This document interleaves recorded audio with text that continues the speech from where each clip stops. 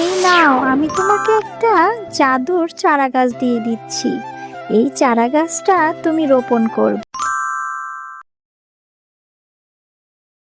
Nail polish আছে গো, nail polish সাথে আছে লিপস্টিক। বাচ্চারা, দিদিরা, তোমরা যদি নিতে চাও এই শেফার কাছে চলে এসো। ও শেফা কাকিমা, দাঁড়াও না, তোমার কাছে কি এনেছো? নীল পালিশ এনেছো? হ্যাঁ রে টুম্পা, নেল পালিশ এনেছি, সাথে আরো লিপস্টিকও আছে। তোর কোনটা লাগবে দেখ, আজকের কালারগুলো অনেক সুন্দর। ও শেফা কাকিমা, আমার হাতে নীল পালিশ নিতে খুব ভালো লাগে। তুমি আমাকে একটা নীল পালিশ দেবে? হ্যাঁ রে টুম্পা, দেওয়ার জন্যই তো বিক্রি করতে এসেছি। একটা নেল পালিশ 50 টাকা করে, যা টাকা নিয়ে আয়। আচ্ছা কাকিমা, আমি এক্ষুনি বাড়িতে গিয়ে মায়ের থেকে 50 টাকা নিয়ে আসছি। তুমি কিন্তু কোথাও যাবে না, এখানেই থেকো, হ্যাঁ? ও মা, আমাকে 50 টাকা দাও না। ওই যে ওইখানেই শেফা কাকিমা এসেছে নেল পলিশ আর লিপস্টিক নিয়ে। টুম্পা, যখন তখন বায়না ধরবি না তো। তুই কি বললেই হবে? কতবার ঈদে তোকে কত বড় একটা নেল পলিশ কিনে দিয়েছি, সেই নেল পলিশটা দুই একদিন নিয়েই নষ্ট করে ফেলেছিস। আমার হাতে এখন টাকা নেই। ও মা, ও মা, দাও না, শুধু 50 টাকাই তো চেয়েছি। এবার আর আমি নষ্ট করব না। আমার খুব ভালো লাগে হাতে নীল পলিশ দিতে। দাও না মা।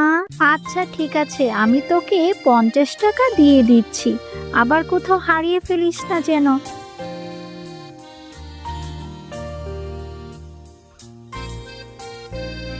ও শেফা কাকিমা, দেখো, মায়ের থেকে 50 টাকা নিয়ে এসেছি। তুমি এই 50 টাকা দিয়ে আমাকে ওই লাল কালারের নেল পলিশটা দিয়ে দাও তো দেখি। এরপর টুম্পা শেফা শিয়ালিনের কাছ থেকে 50 টাকা দিয়ে সেই নেল পলিশটা কিনে নেয়। আরে, কত সুন্দর একটা নেল পলিশ কিনে ফেললাম। যাই, এবারই এই নেল পলিশ গিয়ে ববিকে দেখিয়ে আসি। আমার এই সুন্দর নেল পলিশটা দেখলে ববিও খুব খুশি হবে। এরপর ববির সাথে একটু খেলাও করা যাবে। ববি, দেখ দেখ, আমি লাল কালারের নেল পলিশটা কিনেছি। অনেক সুন্দর হয়েছে, তাই না? হ্যাঁ রে টুম্পা, আমারও না হাতে নেল পলিশ দিতে খুব ভালো লাগে। তুই তোর ওখান থেকে আমাকে একটু নেল পলিশ দিবি? আচ্ছা ঠিক আছে ববি, তোকেও এখান থেকে আমি নেল পলিশ দিয়ে দেব। চল আগে দুজনে একটু খেলা করি, এরপরে আমরা গোসল করে হাতে নেল পলিশ দেব।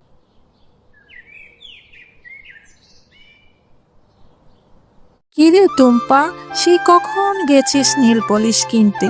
এখন তোর বাড়ি ফেরার সময় হলো, আর কই হাতে তো কোনো নেল পলিশ দেখতে পাচ্ছি না। তাহলে টাকা নিয়েছিলি কেন? মা, আমি তো ওই 50 টাকা দিয়ে নেল পলিশ কিনেছি। নেল পলিশটা কিনে ববিকে দেখাতে গিয়েছিলাম। আমার মনে হয় খেলা করে ওখানেই ভুলে রেখে এসেছি। হ্যাঁ, তুমি তো সব কিছুই ভুলে যাবে, কোনো কিছুই তোমার মনে থাকে না। হয়েছে হয়েছে, চল এবার খেয়ে নে, এরপর আমরা ববিদের বাড়িতে যাব নেল পলিশটি নিয়ে আসতে। আরে, টুম্পা তো দেখছি এখানে নেল পলিশটা রেখে গেছে। কত মজা! এই নেল পলিশটা আমি এখন ঘরে নিয়ে যাব। এখনই নেল পলিশটা আমি মজা করে আমার হাতে পায়ে নেব। আমাকে যে কি সুন্দর দেখাবে। আর টুম্পা যদি আমাকে জিজ্ঞেস করে, আমি টুম্পাকে বলে দেব আমি ওর কোনো নেল পলিশ নিইনি। এই নেল পলিশটা এখন থেকে আমার। বাঘিনী মামি, ববি কোথায় গেছে? আমার মেয়ে টুম্পা আপনাদের বাড়ির উঠোনে ভুলে একটা নীল পালিশ রেখে গেছে। এখন তো কোথাও খুঁজে পাচ্ছে না। একটু ববিকে ডেকে দেখুন না, ওকে পেয়েছে কিনা। আরে আরে শেফালি, তোর কি আমাকে দেখে ভিখারি মনে হয় নাকি? আমার মেয়ে তোর এই সস্তা নীল পালিশ নিতে যাবে, আর তোর মেয়ে ভুলে কোথায় রেখে গেছে সেটা তোর মেয়েকে জিজ্ঞাসা কর। তুই এসে আমার কাছে জিজ্ঞাসা করছিস, তোর তো সাহস কম না? না গো বাঘিনী মামি, আমি তো কখনোই তোমাকে ভিখারি বলিনি। আমার মেয়েটা ভুলে তোমাদের উঠোনে রেখে গিয়েছে। তোমাদের উঠোনে অনেক খুঁজেছি, পাইনি। তাই ভাবলাম ববি আর ও তো একই সাথে খেলা করছে, তাই হয়তো ববি ওটা পেয়েছে। এই জন্য বলেছি। আর এটা বলা কি আমার অপরাধ হয়ে গেছে? আরে আরে আরে, যত বড় মুখ নয় তত বড় কথা। তাহলে কি তুই বলতে চাইছিস আমার মেয়ে তোর মেয়ের নীল পলিশ চুরি করেছে? ও বাগিনী কাকিমা, তুমি এভাবে কেন বলছো? তুমি একটু ববিকে ডেকে দাও না, ববি বলে দিবে। আমি আর ববি একসাথে খেলা করেছিলাম, ওখানে রেখে গেছিলাম, হয়তো ববি ওটা ঘরে উঠিয়ে রেখেছে। তুমি আমার মাকে এভাবে কেন বলছো? হ্যাঁ, একদমই আমার মেয়েকে এখানে ডাকবো না। তোরা মা আর মেয়ে দুজনই সমান। যা, তোর মতো ভিখারি যেন কখনো আমার মেয়ের সাথে খেলতে না দেখি। এক্ষুনি বেরিয়ে যা তোরা। টুম্পা, সব সময় তোকে বলি নিজের জিনিসগুলো খেয়াল করে রাখবি। আজ তোর জন্য বাঘিনী মামি আমাকে কত কথা শোনালো। মা, তুমি আমাকে বকছো কেন? আমি কি ইচ্ছে করে ফেলে রেখে এসেছি নাকি?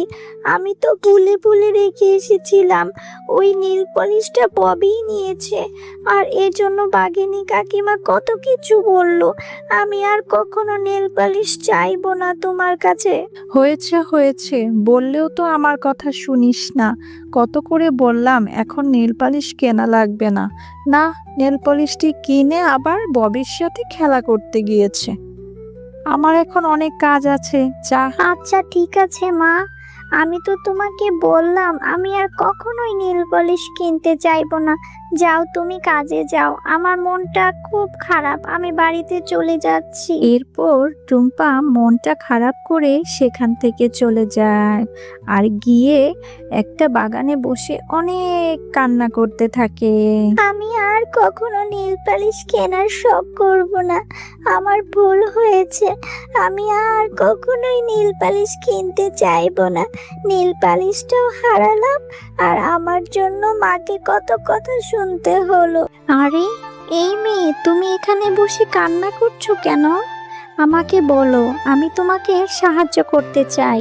এরপর টুম্পা তার সাথে ঘটে যাওয়া সমস্ত ঘটনা পরীকে খুলে বলতে থাকে।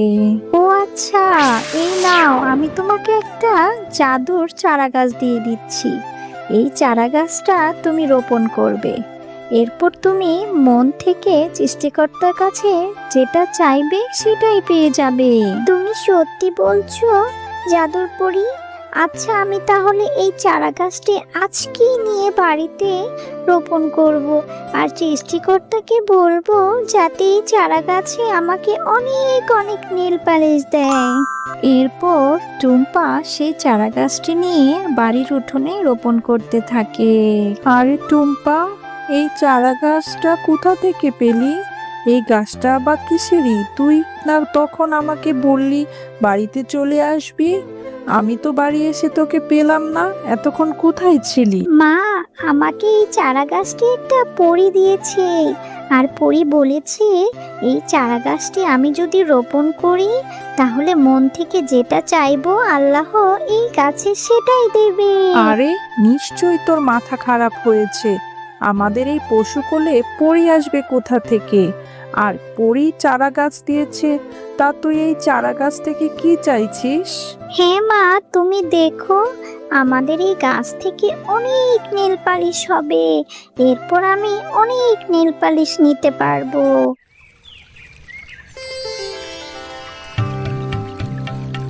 ও মা, দেখো, কালকে যেখানে ওই চারা গাছটি পুঁতে রেখেছিলাম ওই গাছটা কত বড় হয়েছে, আর ওই গাছে অনেক নীল পালিশ ধরেছে। হ্যাঁ টুম্পা, তাই তো দেখছি। এই গাছে এত নীল পালিশ কি করে হলো? আমি জাদুর নীল পলিশের গাছ। এই গাছে নীল পলিশ কখনো শেষ হবে না। টুম্পা, তুমি অনেক ভালো মেয়ে। এখন থেকে এই নীল পলিশ গুলো তুমি ব্যবহার করতে পারবে। আর তোমরা মা ও মেয়ে এই গাছের নীল পলিশ গুলো বাজারে বিক্রিও করতে পারবে।